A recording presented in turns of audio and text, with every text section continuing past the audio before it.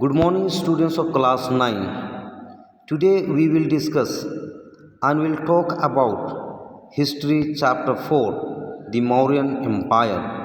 In that, today discuss about Ashoka and Ashoka's Dhamma and then principles of the Ashoka's Dhamma.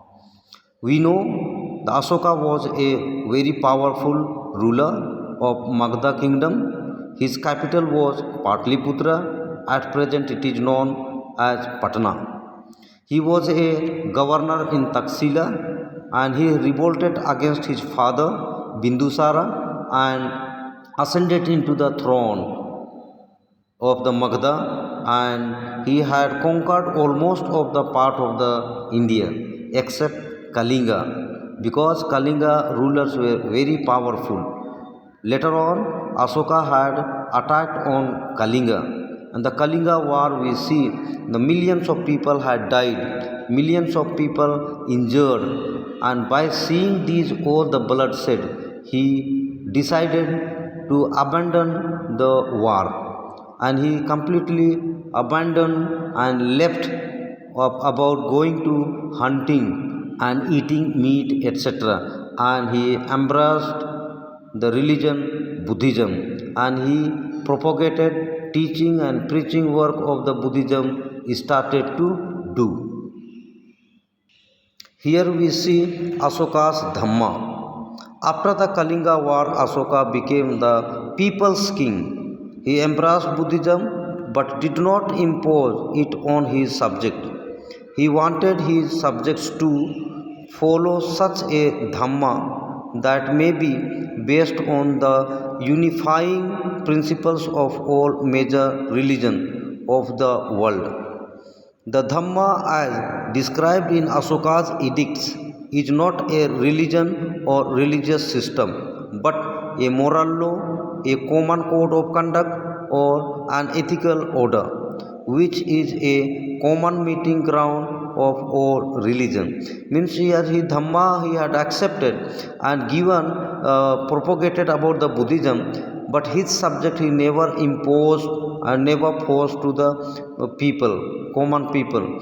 But he seemed that according to the Ashoka's edicts, we find out it was a moral law or a common code of conduct or ethical order, which is a common meeting ground of all religion.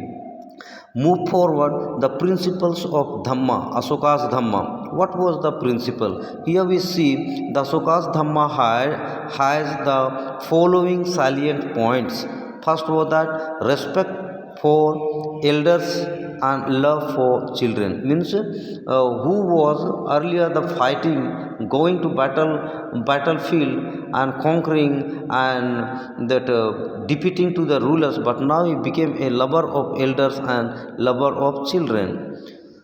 Second, ahimsa or non-violence. Earlier he was very arrogant, very the cruel type of the person. He was the killing into the battle, but now became followed about the ahimsa and or non-violence. He started to give a respect to the all human beings and also the even animal beings too.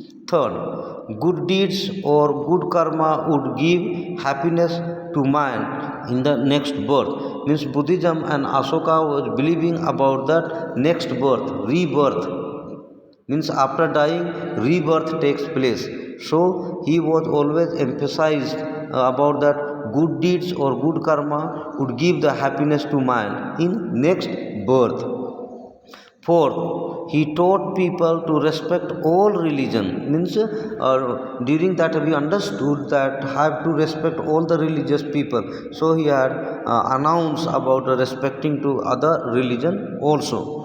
And fifth, he disapproved empty rituals. Empty rituals means meaningless rituals or puja part, yajanas, etc. meaningless, that he had completely disapproved. Next point we have to see, that is known as impact of Dhamma on Ashoka's imperial policy. First, we see religious unity. people belonging to different religion followed their emperor's policy of religious tolerance.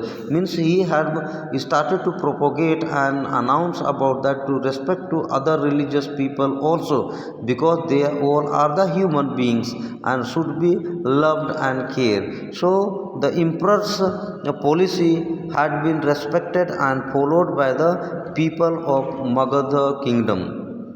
Second, moral value. People under the influence Dhamma started living a moral life. A moral life means, in sense, we can say that about that happy life and respect to all the people, all the religious people, all the humankind, all the animal beings also. Next, we have to see end of crimes. The policy of ahimsa did have a great moral impact on people. Thefts, crimes, and other such activities almost came to an end. If people they started to live a peaceful manner, respecting to other religious people and the human beings, animal beings, insect being, everything. So completely the people left living a peaceful life, so completely left the thefting, crime, etc., and they started to live a peaceful life. Next point, we have to see public welfare. With a policy of the conquest and wars have come to an end, Ashoka's Dhamma helped officers to undertake public welfare and public work schemes. This resulted in prosperity and helped people to lead a peaceful life. If the people had left all the crimes, all the battles, and all kind of the thefting and cheating and corrupt activities, then automatic the prosperity and peaceful life generates and takes place in that place.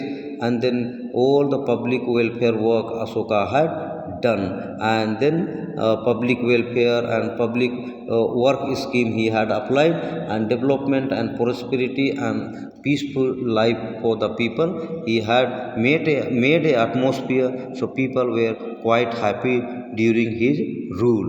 So students, kindly go through this lesson and kindly learn it so that you can able to understand properly. Thank you so much.